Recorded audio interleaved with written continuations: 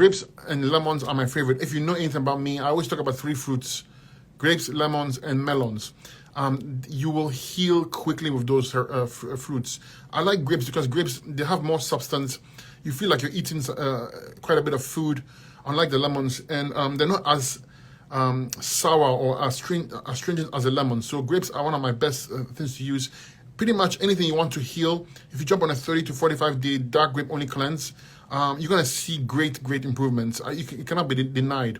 That's why I always say grapes, lemons, melons. If you jump on a 30, 45 mono fruit, one fruit diet with the basic herbs I give you, you can resolve pretty much anything. You will see it yourself. You don't have to believe me, okay? But you got to commit. But the grape only cleanse means basically that you are going to have grapes whenever you're hungry. You replace all meals with grapes and grape juice. Breakfast, lunch, and dinner, grapes and nothing but grapes. And use the herbs, the bare minimum, the Fabulous 5 here. And if you do that, you will see progress. Like I said, it cannot be denied. You just have to do the work. If you do the grape cleanse with the herbs, you will see progress. You will see progress, okay?